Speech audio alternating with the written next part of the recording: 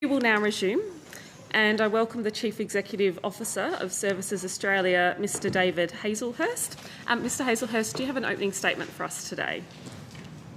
Thank you, Chair. Mindful of the time, I don't have an opening statement. I did just want to acknowledge the letters that we've received from members and the responses that we've provided, and that we've provided all of that in a written form, as well as providing guidance on how to find that data on data.gov.au, including for when we do updates every 3 months. So we thought that would be helpful for members.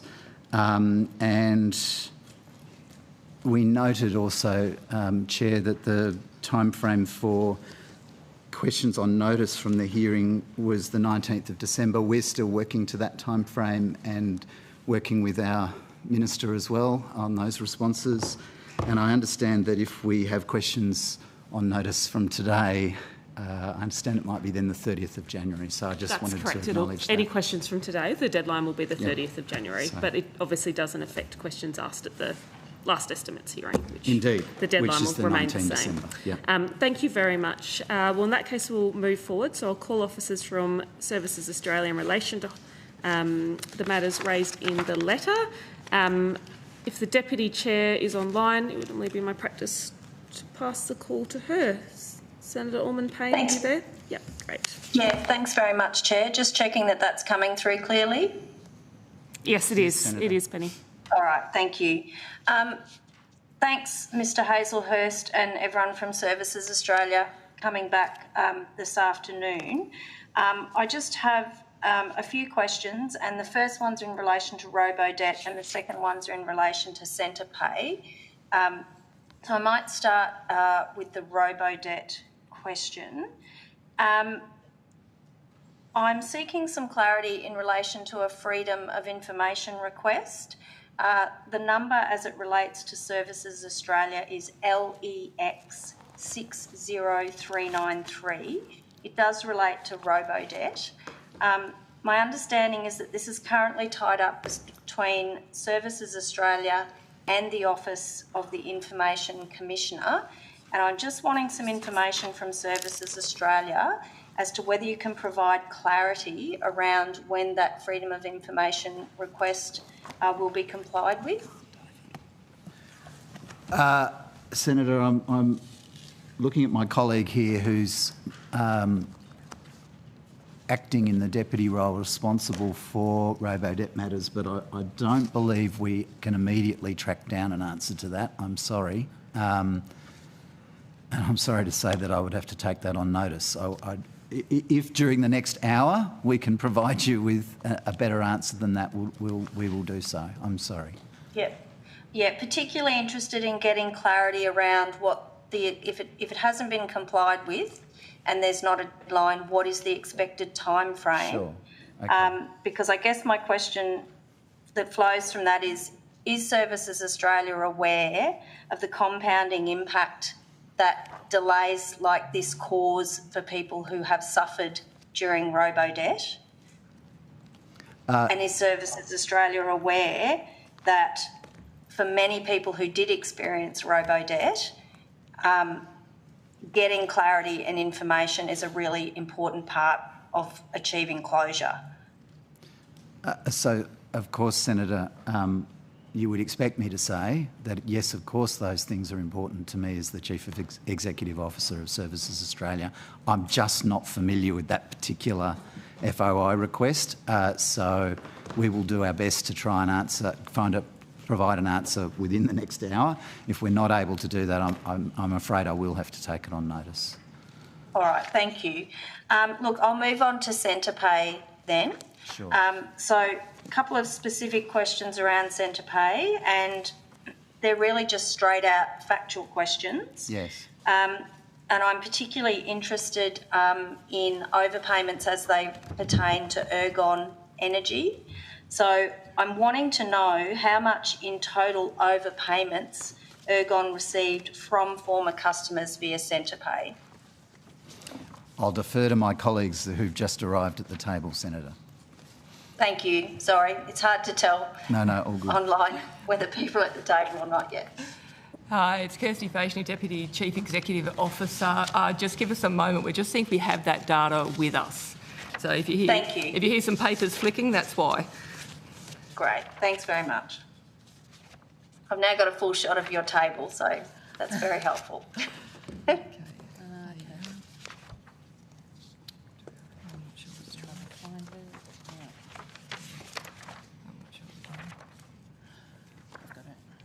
Origin Energy, wasn't it? Ergon. 0.38 million. Okay. Okay. Senator, Kathy Yes. Toes, General Manager, Services Australia. The data I have is at the 28th of October, and Ergon Energy had repaid $280,000 of $380,000 overpayments. That Thank you. obviously will have progressed since that data. Okay, so it's possible that there's. So in terms of when you say progress, do you mean that a bigger proportion of the $380,000 will have been paid back, or Yes, that it's exactly. potentially a higher amount? No, above that the repayments will have progressed, so there'll be less outstanding. All right, terrific. Are you able to tell me how many individual customers Ergon received the overpayments from? I think I might have to take that one on notice. I'm very sorry. I don't think I've got the individual customer numbers for that. Okay. Yeah, but I'm happy All to right, provide that on notice. Appreciate the quick response to question one. And yes, so just to be clear, wanting to know how many individual customers Ergon received overpayments from. Yep. Great, Okay. fantastic. Chair, that is all of my questions. Thank you. Thank you, Senator Allman-Payne. Who from the opposition is seeking the call? Senator Hughes might still be online. Senator Hughes, did you have questions? Sorry, I'm okay. Sorry, I'm actually okay because I've got to duck off in about 5 minutes. So if I can just leave you with Linda. Okay. So Senator Reynolds will come to you, and then Thank you. Senator Pratt. Senator Reynolds. Thank you, and thank you very much for providing this information last night to the committee. Obviously, we haven't had a significant amount of time yet, given it was only provided last night, but I do have a few questions. Can I just clarify? We've got two folders here. Is it just two for the convenience of size, or...? No, there were two letters, I think, Senator. Okay, so one relates... Okay, so... I think that's right. Let me just confirm. That's correct. Yes, so there were two letters, and we thought it would be best to collate them that way. And this is all the material that was emailed last night? So there's nothing extra in here?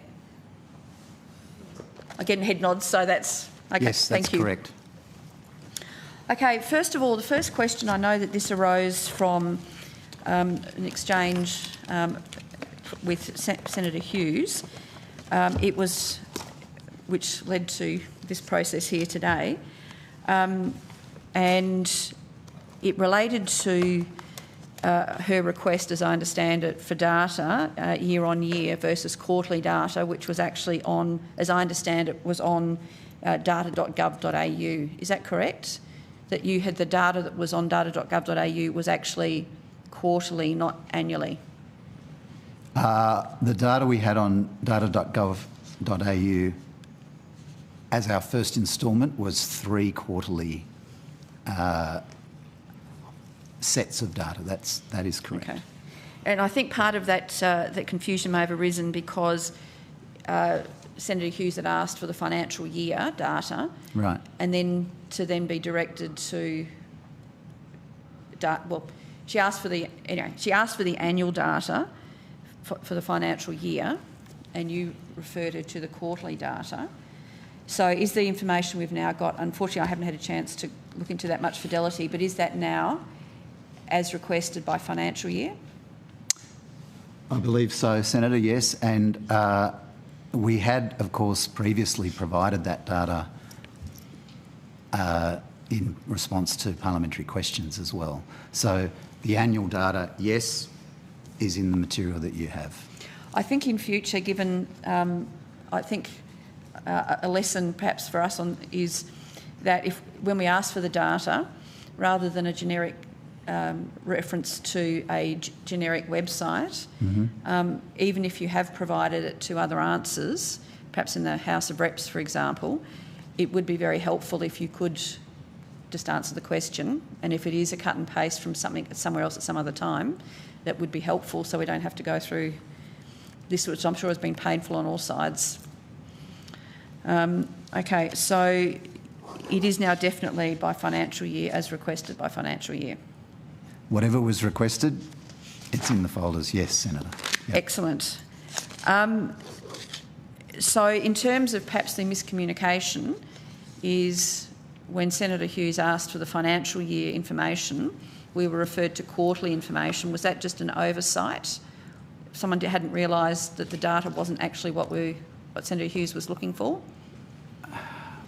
I'm actually not certain, without going back to those various letters, precisely what was asked for and precisely what we provided, but we did not mean to mislead or be unhelpful. So when did you... Because my recollection is the data had in previous times been provided as financial years or year to date. When was the decision made to actually upload quarterly data, not financial year data? Was that something internal to Services Australia? So in relation to data.gov.au, the decision we took as a first tranche, we will provide more data over time, was the last 3 quarters. Okay. There was no sort of decision to deliberately not provide anything else. It was more just we wanted to make a start. And so I think that makes it even... So first tranche of information going up on data.gov.au, I think that's just another reminder, perhaps not just to refer us through to the website, but to provide the data, and particularly is if you're developing what information you're putting on there, because it was impossible for us to find the information we wanted on there. Anyway, I think we've covered that enough. So we've now got that information. Now, can I go to, in this information, to health claims on Medicare, which is page 15 out of 40, which is the second volume.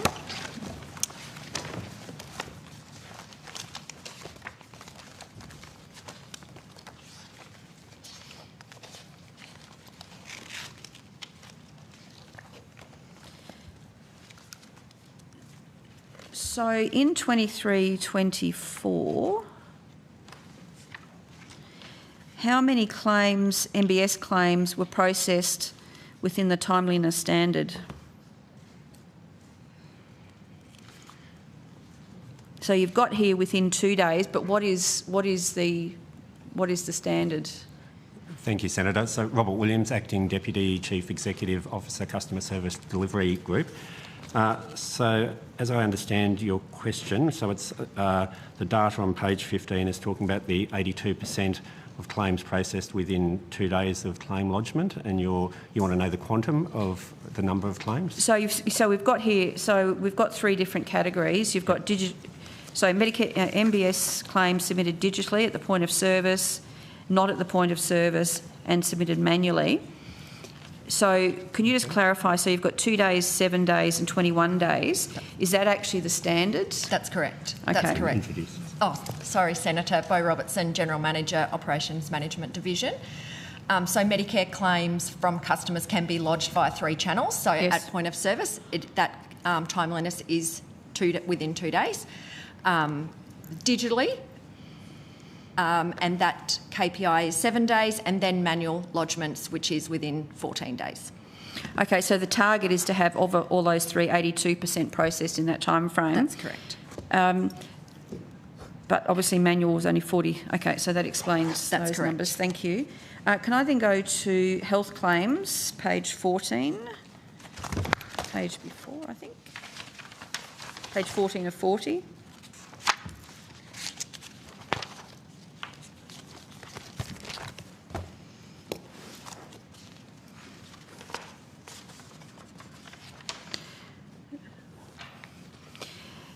For those correctness rates, unlike the on page 15, it had the target rates. So you've got how many were correct, but are you able to, do all of those have a different target rate, or are you able to take that on notice? We'll take that on notice, Senator. Okay, so if you can just add that target so we can compare that as well. Now, just on this, the PBS had by far and away the lowest correctness rate, as you've got at 87%.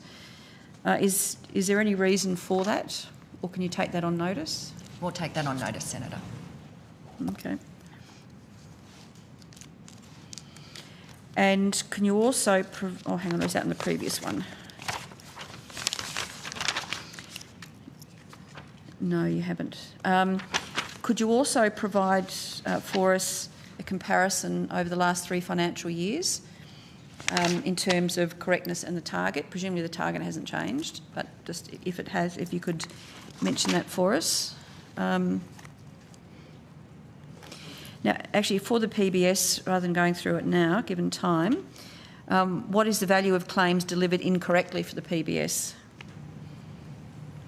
So we've got 87% is correct. So obviously you've got 13% later today that were not correct. Can you provide information or notice about the reasons for that? That'd be difficult, Senator, simply because the rate of reimbursement for different claims will vary from customer to customer. So we can't sort of simply do a 13% of an amount without sort of delving into each and every case in question. So I'm not sure that data is actually available. But you must have some metrics in terms of how you assess it is correct and the reasons that it's bound for not being correct. There's a range of reasons why that would be assessed, Senator. Senator, we'll see what we can do. If you could, and not to go to extraordinary lengths to redesign your system, but given that you're able to assess what's correct and what's not correct, and there must be criteria for it being incorrect. If you can do that, that would be helpful. Just for clarity, the way the numbers are determined is based on a sample. Mm-hmm. So it's not an assessment of every single claim. So we'll see what we can do. There may be limits to how far we can go, given that these correctness of payment percentages are based on a sample of claims. Yep, understand that. Okay, thank you. And if it is quite easy to do, if you could do that for all of the programs, not just the PBS, if you've got the data reasonably accessible, why what determination. Thank you. That's actually all I've got at the moment. Okay, Senator Pratt. Take the call. Thank you. Louise. Thank you, Chair. Sorry.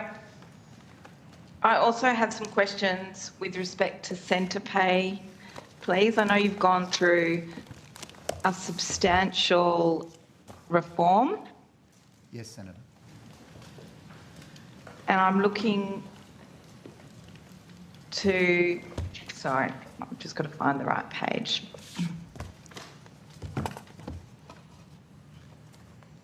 We know Centerpay is a really important tool, but you've had to reform it substantially. What were the circumstances that led to the need for this substantial reform and the review of it?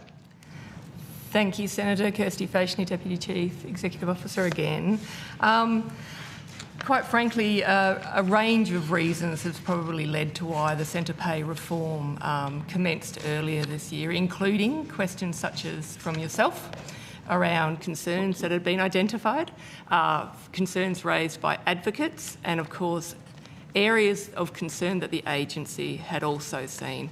I think we mentioned in this forum previously, it became evident that it was a program designed in the first instance to be helpful and had certainly lost its way, or had been used in a way that was no longer being supportive necessarily for all customers. It is still a very good program and supportive for a vast majority, but that was some of the impetus as to why we felt we needed to target our reform and really consider where we might be able to ensure that our customers were safe.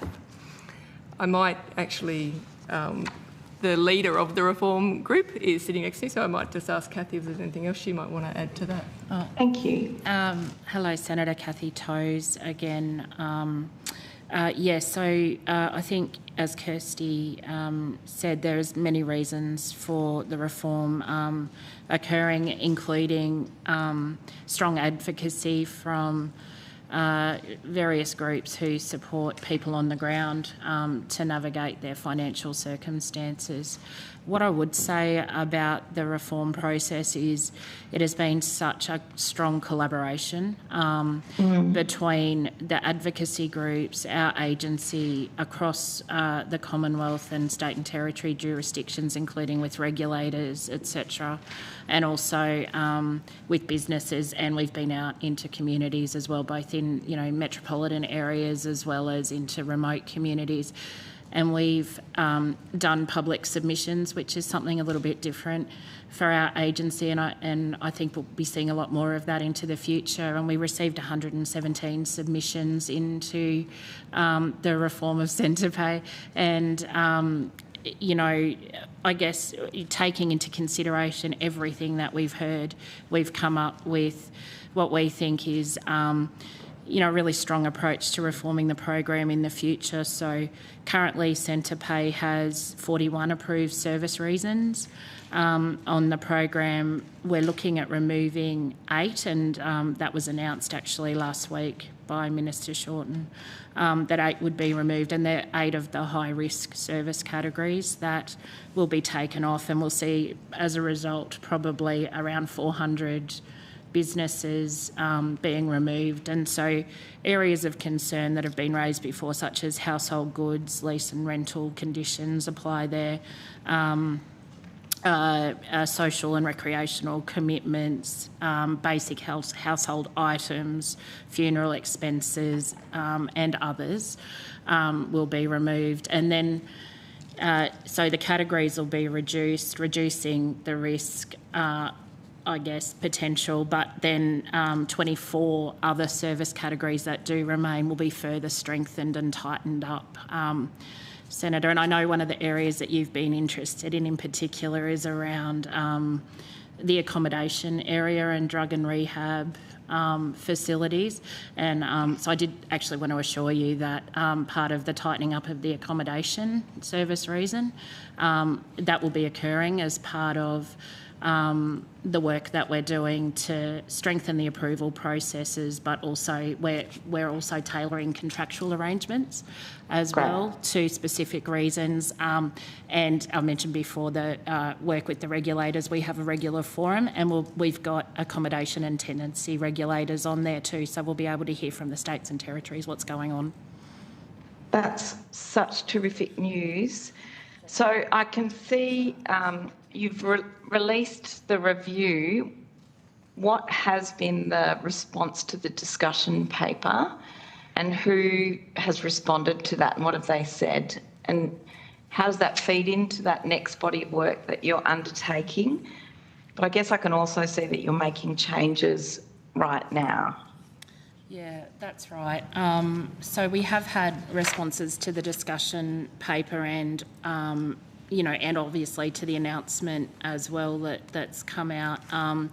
We've had a lot of positive responses, particularly with the likes of advocates who have been really supportive of this on the journey. Obviously, we've had some queries too from providers of household goods and clothing and footwear, etc., in some locations, which we're looking at as well. But I think our approach from here is we are transitioning to having the new program in place from the 1st of July 2025. In between now and then, though, we are going to continue our strong consultation process and incrementally improve and strengthen this program. We've already done a number of great things in terms of our compliance processes as well, so we have strengthened that and our complaints processes as well. So you will see continuous improvement to offer those further protections for customers. And I was just going to add, yes, it hasn't been a stagnant since we started. It wasn't let's work out where we need to make reforms and then we'll start them all at once. We've been making incremental improvements as we go. So it may have been mentioned previously, we now do have mandatory and capped target amounts for some of the basic household items at 250. Yes. We've been removing inactive businesses and more than 3,000 have come off Centerpay as a result. And we've also continued, as Ms Toes noted, to improve or strengthen our complaints processes, but we also wrote to businesses just to reinforce to them their obligations when using the program.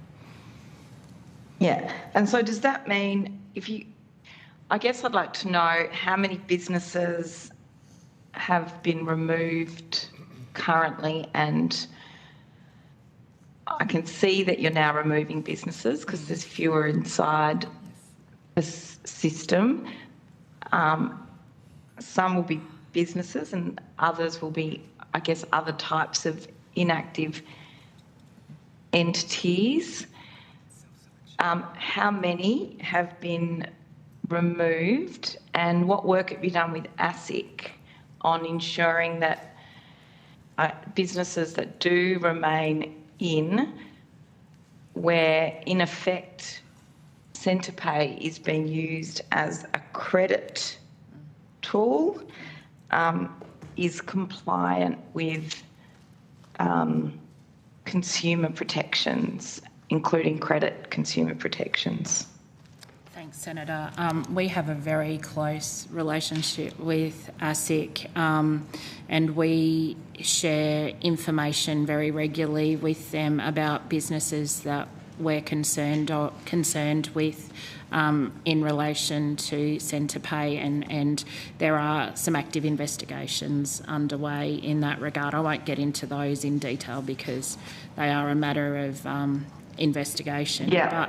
But in terms of businesses being removed, as at 30th of September this year, so 4 businesses had been formally removed from Centerpay as a result of a compliance review, but it's important to note that that is in addition to the 3,000 businesses that had also been removed because they're inactive, and other businesses have started to self-select out of the program because of the more stringent reporting requirements that we've put in place, and so some businesses have chosen not to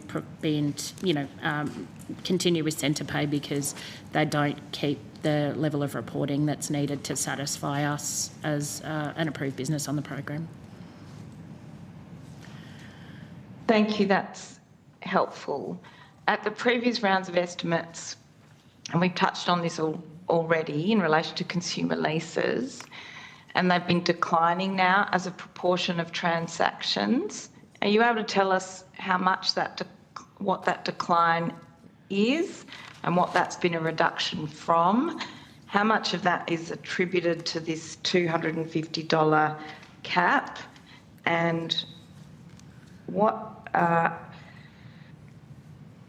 there more appropriate forms of credit or like nils loans, etc., that should be utilised in circumstances where someone needs a household good and isn't having their income tied up in Centerpay repayments?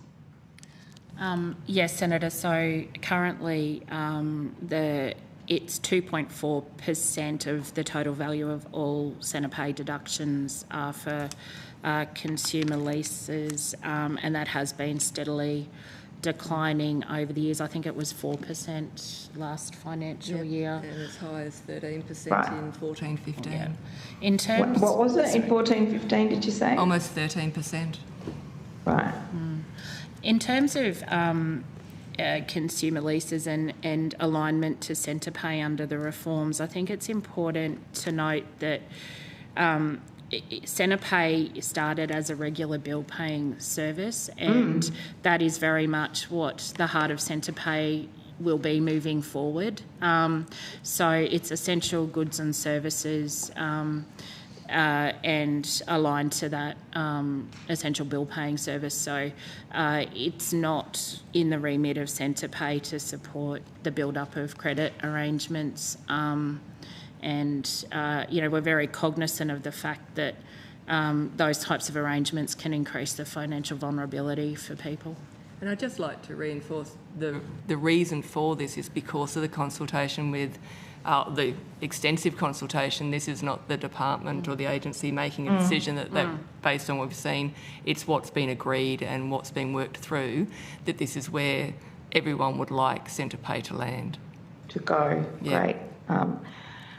You touched on issues I'd raised previously in relation to accommodation services, particularly where, and it's good, I'm glad to hear you reference work with the states and territories, I guess, to look at the tenancy rights attached to that. One of the examples that I came across that was part of my alarm about the system was Esther House, and that was a situation where they were billing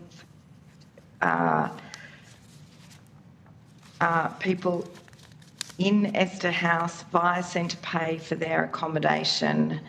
They were also, though, controlling their social security by having a person who worked for them be the nominee for control of that social security, and then also marketing drug and alcohol services, and then also doing religious conversion practices on their residents. What kind of protective factors are you now looking to in the Centerpay system when it comes to accommodation? Clearly it'll be about the different types of tenancy and that having a legal framework. How else, what will you do in relation, for example, to the extent to which someone is a registered provider for drug and alcohol services or other types of services as well? Thanks, Senator. I think this really goes to a few things that we've really strengthened as part of the program. One I mentioned is that regulator forum and the close engagement that we have with the regulators in the different sectors. And so, that exchange of valuable information about specific accommodation or, rehab providers is going to be very valuable to us, plus the strengthened conditions, as well as I did mention our strengthened compliance processes. So using all different forms of intelligence that comes our way, including from regulators, what we see in media, but we also do our regular weekly checks of nominee arrangements and Centerpay as well, just to look for any anomalies in the data there around potential, harm to people, and the accommodation and tenancy groups nationwide we're engaged with as well in the states and territories. Senator, could you be your last question, and then we've got to rotate. Thank you. Thank you. What could you tell us about the nature of the problems inside those nominee arrangements, and have you seen organisations leaving the Centerpay system because they know they won't be compliant, or changing their services? For example, I can see some services have indeed changed from advertising themselves delivering drug and alcohol rehab to saying they no longer do those services, and they just do things like transitional accommodation. And, I'm thinking of community charities, that might provide accommodation, short-term accommodation relief. Senator, I'd have to, nothing that springs to my mind at this point, but always happy to hear about cases as well. So, very happy to look into these things, and, the more that we do get this kind of intelligence, the more we can improve our own processes as well and get more savvy at identifying potential harm to customers. Thank you. Senator Pratt, I need to rotate the call now. Excuse me, Oh, Chair. yes, Mr. Just Hazel in first. passing, because we promised we'd try. Yes. In relation to Senator Allman-Payne's question earlier about the FOI Yes. matter, assuming it's the same one, LEX ID 60393, that's due with the Office of the Australian Information Commissioner tomorrow. It's cleared. It will go back to the applicant tomorrow. Okay. So just I'm sure for completeness. Senator Allman-Payne is listening, or her staff are. And Yeah, will hear that. thank you. Oh, thank you. Sorry, Much Senator, I can't appreciated. see you. All good. With the different Thanks very view today. much. Thank you. Senator Reynolds, you have the call. Thank you very much. Could I now come to the 67-page pack and to page 42, if I could. So these are the major projects, the summary, the traffic light summary of the major projects. Could we? I can't see on here the health delivery modernisation program. Is that, have I missed that, or is that sort of subcategorised into here, or is that in a separate section? Hi, Senator Susie Smith, Hello. Deputy CEO Strategy and Performance. Can I just ask you to repeat that page number again for I me? wanted to, please? so it's, starts on page 41. The question was for each Services Australia major projects, the health of the projects, forecast, actual expenditure, etc. So there's a very helpful table starting page 45 of 67. I can answer that question, hilariously enough. If you turn to page 40, it's a major program rather than a major project. It's a program, not a project. So that information is presented, unless I'm happy for one of my colleagues to tell me I'm stepping out of line and mixing things up, but I think it's on page 40, Senator. Okay, well that's... Dare I ask, what's the difference between the two? Kylie Few, General Manager, Enterprise Portfolio Management Office. The difference is that a program has multiple activities that sit behind it, whereas a project is an individual, normally time-limited piece that's by itself. That's the easiest way to explain it, Senator. Okay, thank you. Well, this has now answered one of my questions. What is the current health status? And so phase 3, which was due to be finished, I think, in June this year, obviously is still ongoing. So having a look at this, it's gone from red in April and May through to amber in September. Are you able to provide us with an update of how that is tracking and what the remediation process is? Thank you, Senator. Kirsty Faishny, Deputy Chief Executive Officer.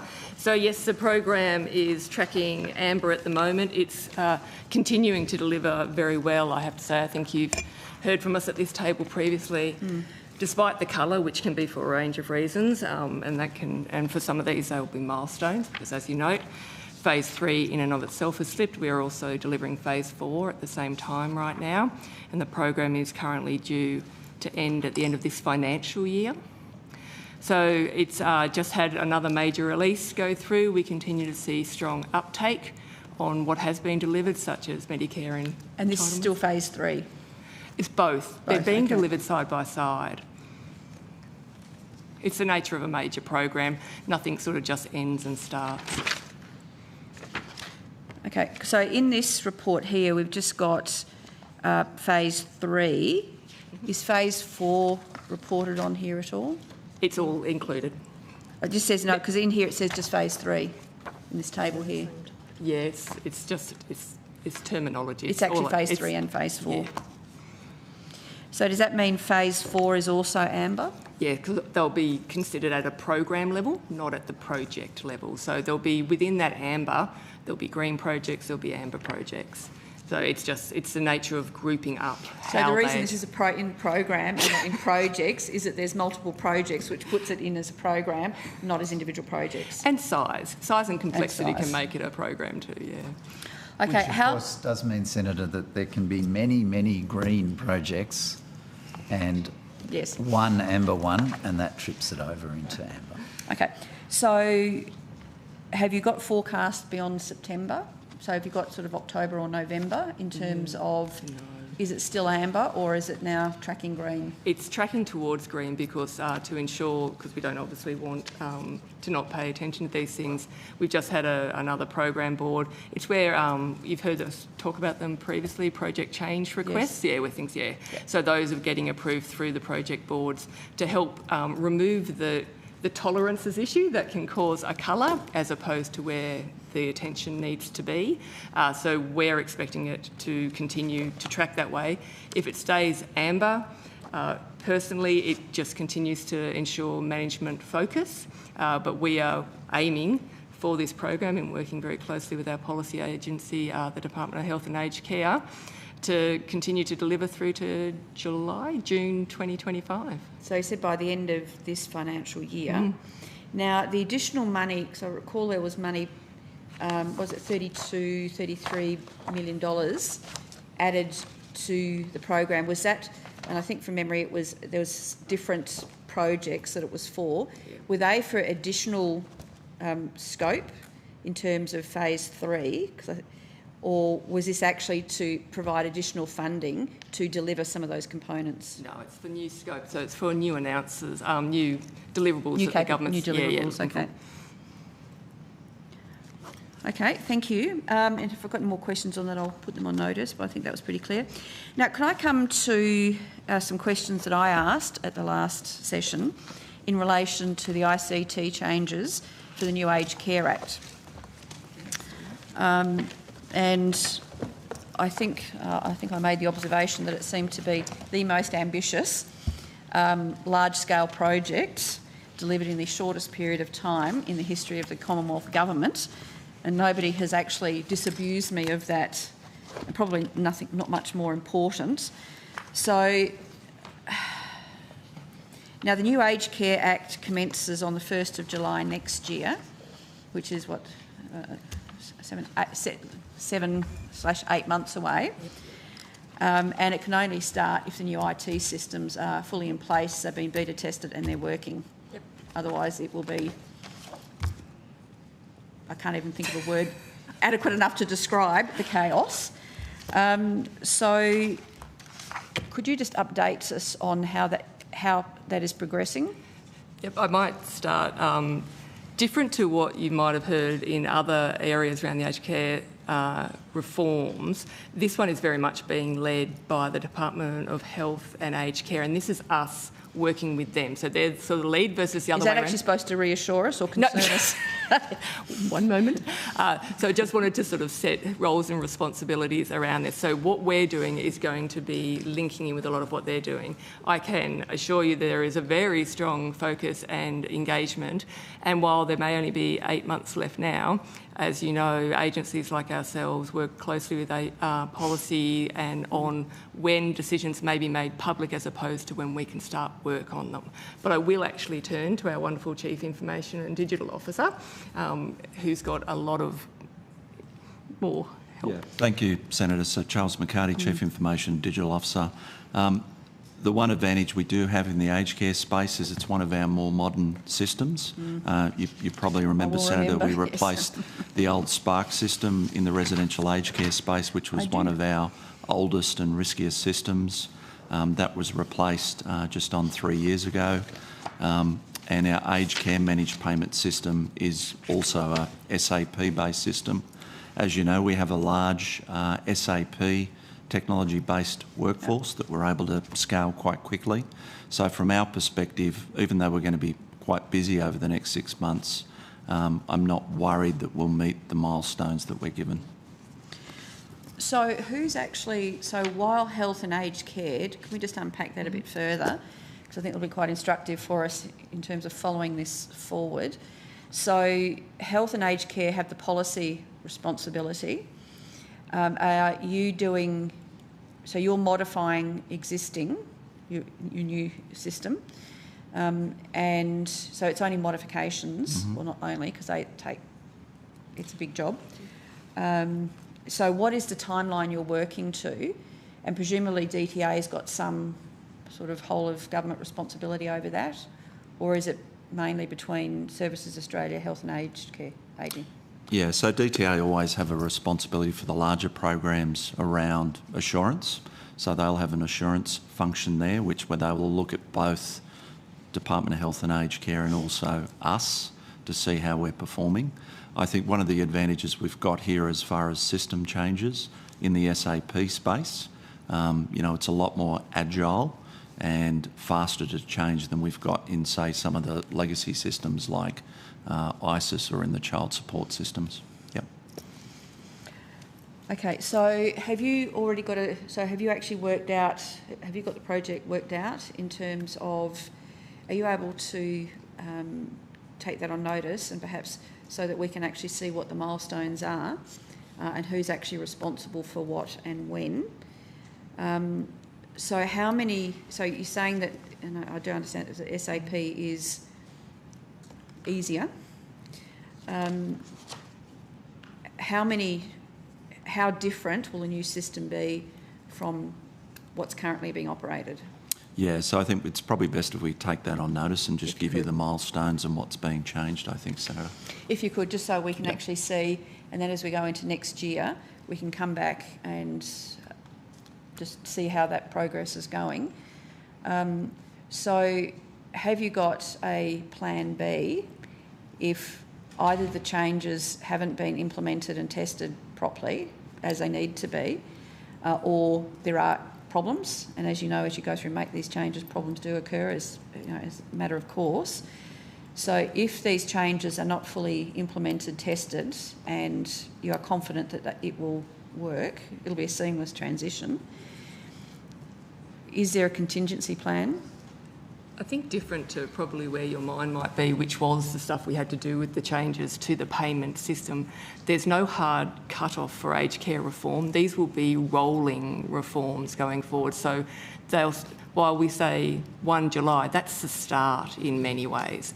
So it's working with the sector because there's a change piece here too. So not everything will happen all at once. It has to just keep going. And yes, of course, I wouldn't call them plan B. What it is risk management. There are always considerations between the teams looking at what are the opportunities here to, one, bring stuff forward so you build in a bit of space within the system as well. But it's risk management is what you're talking about, I think. So coming to the other side of the equation, which is all the providers, sort of large and small, of which there are many thousands, and they all obviously have very different IT capabilities and capacities. What is the process? Actually, maybe I'll ask this a different way. So, as you know, the committee did an inquiry on the legislation that introduced the changes and the date of the 1st of July next year. Have you had an opportunity to go back or have a look at the concerns that the providers had? Because they were quite considerable concerns they had about their not really understanding what the process was going to be over the next 7-8 months, but then also how they were going to implement those changes in their own systems. So how are you going to deal with that? Because it's all right, I mean, it's one important thing for you to have this system rolled out, but how are you going to make sure that the thousands of providers, big and small, come along with you over that journey? So if you can perhaps take on notice what they need to have done by the 1st of July, and then what other sections will be post that date? Yeah, because it is a joint effort between us and the Department of Health and Aged Care. They have the primary relationships with those providers. We look after it from a software integration perspective, of which we have a large team that have those relationships on the software side of the house, but we can come back on notice with that, Senator. Senator, you're quite right to point to the tight timeframes and the complexity associated with all the different actors in this. And we're working very closely with Health on these dependencies because obviously if there isn't good change management and engagement with the providers that you're referring to, we might be ready, but they won't be. And I think that's my concern is I've seen you guys work miracles in very short periods of time, particularly over COVID. So I know what you are capable of doing, but I also know that it's not just up to you. Yes. And I think that's the concern of many of the providers. You can only do the system changes as you get them, and you get the specifications of what the requirements are going to be in terms of what you need to do. But do you have any visibility of that two-way engagement? So what health and ageing are getting from the providers both ways? We're doing integrated planning with health and have been from the very beginning, because of that very fact there are interdependencies. So we have to catch, they have to catch as we go. So we don't do our own plans in isolation of each other. These are integrated. It's integrated planning to ensure that we can manage what is, the risk within the system if things should shift in one area or the other. And in doing so, this is, as Mr McCarty said, helping health work with the sector. They do a lot of communications and quite regularly, and I do think it's probably a question for them on some of the stuff that they've been doing to help the sector come along on the journey and be prepared as we start to develop new things that will be landing from the 1st of July. So are you saying that DTA is taking on an assurance role? Do you know if their assurance role, from your perspective or observation, does their assurance role actually involve also making sure that there is a sufficient understanding, not only to guide you but to guide them back on what they need to do to make sure your system and their systems interact as the legislation requires them to? Yeah, so I assume it would. I'm not across the detail sitting here today, Senator, but we can go back and check and provide that level of assurance, that they're providing that assurance to us. And even I might ask DTA, but also perhaps if you want to flick it through to them, and because ultimately, obviously, you will do what you're provided from health and ageing, but if it's not complete or if it's incorrect, that will be a significant issue. Okay, thank you. How much more time? We have to finish at 5:45, and I've got a bit of a spiel before the end. Okay. Can we come to debt collection? Very quick. I've got another two groups, and then that's it. So they'll be definitely finished in time for you to close off. Thank you.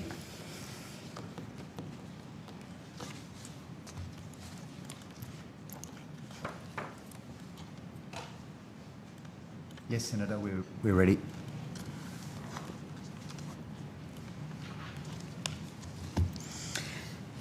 Actually, just for the sake of clarification, just on the health delivery modernisation program, is the current status of it still amber? Kirsty Fashni, yes, my understanding is yes. Thank you.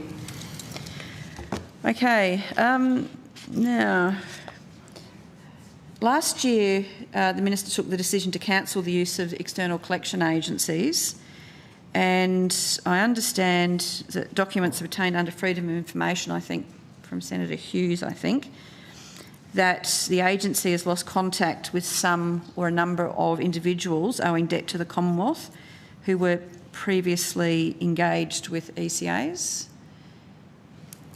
Is that... Senator Robert Higgins, Acting Deputy CEO, Payments and Integrity. I'd just like to seek clarification on the question. When you say we've lost contact with... I must confess, this is one from Senator Hughes, because I think she was the one who did the FOI, and the information she's given me is that there were documents obtained under FOI that when the agency transferred the details over, took them back from the ECAs, a number of people got lost in the mix.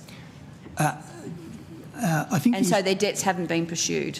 I think the issue is, Senator, that when we sought to bring back the matters to the agency from the ECAs, some people have not re-engaged with us. That doesn't mean that they are lost. That means that they are not engaging with the agency. We are seeking to still engage with people who may have not come across back to their collection process with the agency. So it's correct that not everyone came across and their payment arrangement came across, but I wouldn't call them lost. I'd just say that they're not in a current payment arrangement with the agency. Okay, but you know who they are, and you are now going back and chasing them up for the money they owe. That's correct, Senator. Could you just take that on notice then, and could you just advise how many were in that category, the quantum of funds that they owed, and what process? Have you gone through 50% of them? I mean, there are 50 people, 100 people, whatever. So if you could just clean that up so that we can get some idea on that. Yes, we can do that, Senator. Okay. So, and just to be clear, so you're saying that these were people who either hadn't contacted the agency or that you hadn't been able to contact, but you're still trying to contact them? My recollection, Senator, is that these were people that had a payment arrangement with an ECA, and that ended, and they have not come back into a payment arrangement with the agency. Most people did, but there are a number of people that are not under a current arrangement and have come back to the agency. That's clearer, thank you. So for people, so say, Linda was going through an ECA and making payments, the arrangement stopped, it went back to the department. Now, did people have to actually self-initiate making contact again with the department to continue their payments? We had to re-establish the arrangements, Senator, and in some of those cases, those arrangements have not been re-established. Presumably because you couldn't find them or they've just refused to pay? Some people don't answer our calls or letters, Senator, but we are continuing to seek to get people onto an arrangement. So if you're not using ECAs anymore, can you just maybe take on notice if you need to, just how you're going about that process? Are you doing it through people who are trained to do the calls themselves, or...? Sure, we can take that on notice, Senator, but we do, of course, have many mechanisms to seek to engage with people. And if you could just explain what those mechanisms are. Awesome, thank you. My final one, depending on the answers. So my last problem and my last question on that is: was this something? So the decision to bring in to not use ECAs, was that a departmental decision or was that a ministerial decision? And had this problem been identified as a potential problem before the arrangement was made? Yeah. It was a decision of the agency to not continue to have ECAs. The problem of people breaking arrangements is one that we have regardless of using ECAs. People will cease using a BPay arrangement or something that's within their control. So that can happen whether it's an arrangement with us or with an ECA. So there was always the likelihood that some people would not easily come back onto a payment arrangement. Yeah. So you said it was a decision of the agency. So was this something that the agency made the decision themselves, or was this something that went to the minister as a decision brief, noting brief? If you could just take that on notice, if you can't recall. I'd have to check what sort of briefing, but I can say it was a decision of the agency. Yeah. So if you could just close that loop, that'd be great. Have I got time for a couple more questions? You've got 1 minute, including the answers. Okay. In previous estimates, in fact, in regular estimates, we've talked about working from home, staff working from home and the increasing numbers. So can you perhaps I'm happy for you to take this on notice if I can just rattle off a few of them. How many agency employees work from home in 23-24? And is that an increase or decrease from 22-23? And if it is an increase, can you explain the reasons for that? And if you could provide a notice, how do you then track performance when someone is working from home? I suspect I know the answer because you can track these things, but if you could put it on notice how you do that. And what's the mix of people working from home doing claim processing and telephony work? Get an idea of both. And can you also just take that number back 3 years just so we can see the shift of people, how many working at home and then what is the shift in terms of doing claims versus online and telephony work. And also, if you can just give a list of what are the things that staff are and are not able to do it at home, on their office in a box or whatever you call it now. And do you have any extra, so when they've got their box, well, can you just explain, it's probably enhanced over the last couple of years, but what security systems are in place in terms of how they access the internet, how they log in, and also if you've had any security breaches, ICT security breaches of people working at home. There's a lot in that, Senator, but... I'm happy, that's the thing, it'll be on Hansard, so... Take it on notice, Mr Hazelhurst. Yeah. If you need any clarification, you can do so via the Secretariat. So that does conclude today's hearing. I thank all witnesses who appeared, Hansard and Broadcasting for their assistance. I remind senators that the committee has agreed that any written questions on notice should be lodged with the